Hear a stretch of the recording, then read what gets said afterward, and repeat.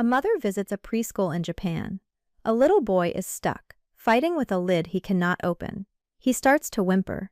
The teacher sees everything, and the teacher does absolutely nothing for almost 2 full minutes. To her, this looks like neglect. Back home, an adult would have crossed the room in 1 second. Hands on the lid, problem solved, child happy, everyone moves on with their day. Nobody thinks twice about it. But this teacher is not being lazy. She is not distracted. She is not ignoring him. She is doing something that has a name in Japan, something taught quietly for over 100 years, and it changes everything. The word is mimamoru. It comes from 2 Japanese words, mi, which means to watch, and mamoru, which means to guard or to protect. Put them together and you get watching that protects. Researchers call it teaching by watching. Now go back to that little boy. 30 seconds pass. He tries twisting the lid. It slips. He tries again with both hands. Still nothing. His face goes red with frustration. The visiting mother can barely sit still. The teacher has not moved, but look closely and you notice she is not relaxed either. Her eyes never leave him. Her body is turned toward him. She is ready, but she waits. This waiting is the whole point. Then something happens. The boy stops. He looks at the lid differently. He turns the jar upside down, presses it against the floor, and pushes with his whole body weight. The lid pops open. He did it himself. And the look on his face is something no adult can give him. Not pride from praise. Something deeper.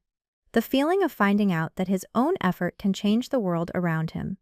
That feeling has a lifetime of consequences. Here is what makes this strange. If that teacher had helped after 10 seconds, everyone would have called her caring. Nobody would question it. And that boy would have learned something completely different that day. He would have learned that jars open when adults arrive, that his own hands are not enough, that the answer to being stuck is to wait for someone bigger to fix it for him. One tiny moment, 2 very different lessons.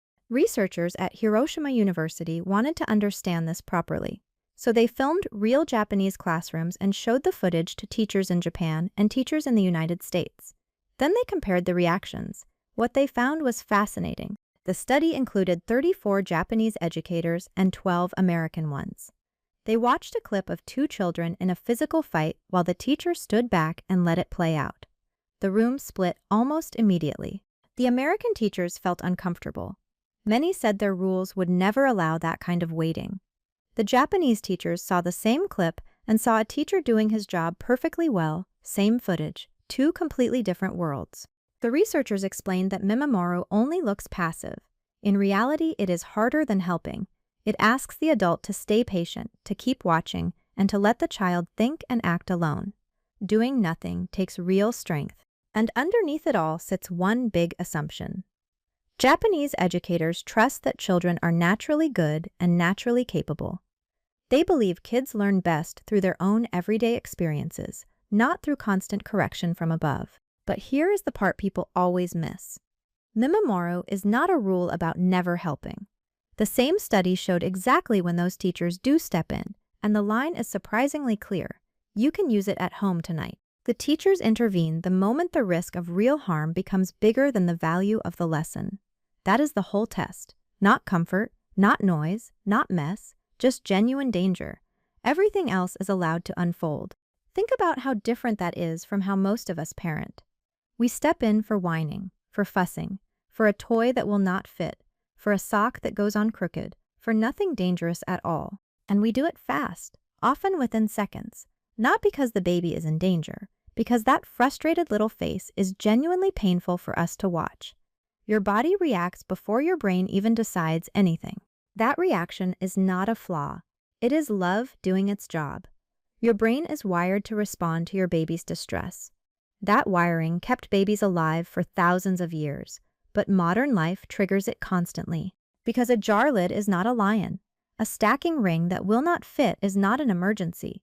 Yet the same alarm goes off inside you, and you jump in to save the day. So what actually happens inside a baby during those few seconds of struggle? That question sent scientists at one of the best universities in the world into a children's museum with a very odd experiment. At MIT, researchers gathered more than 260 babies around 15 months old. Each baby watched an adult try to solve a small puzzle.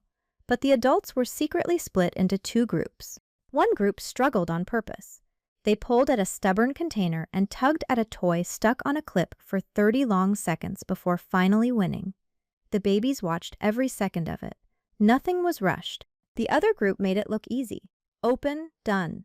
Open, done. Effortless every time. Then every baby was handed a tricky musical toy with a button that quietly refused to work at all.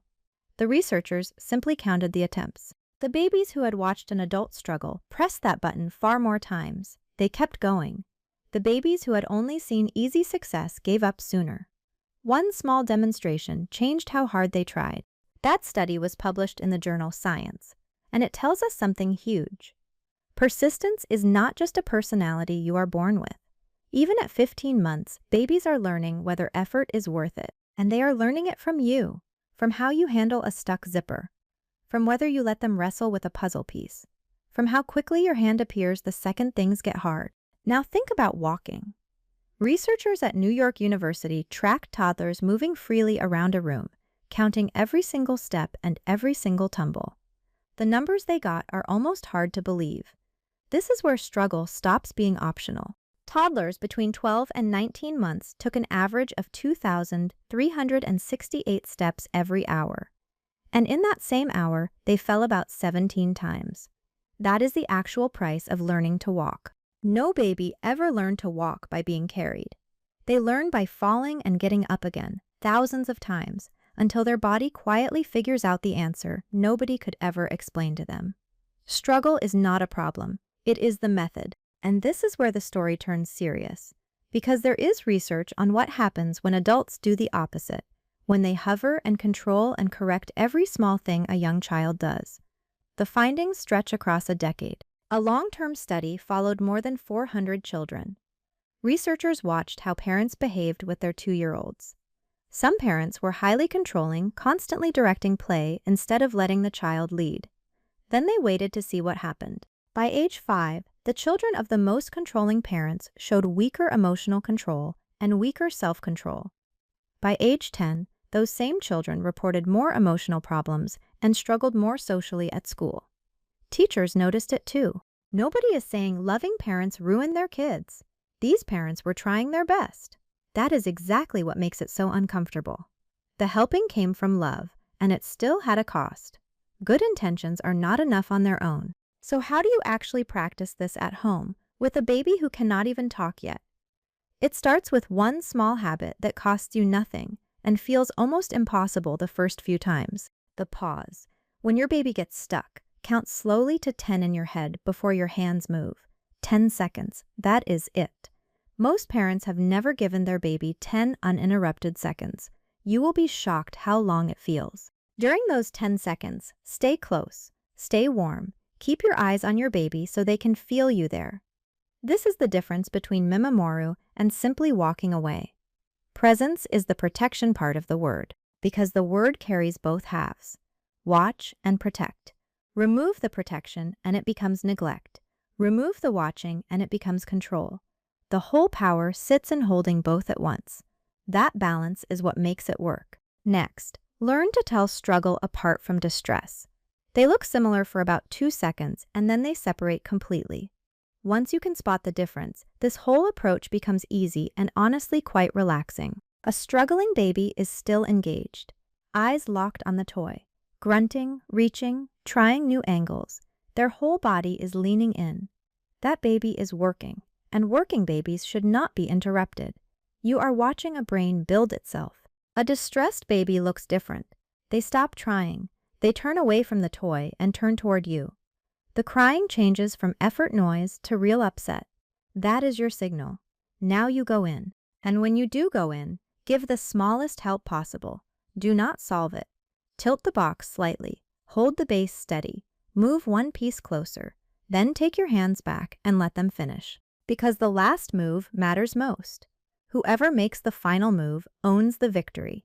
If your hand pops the lid, it was your win.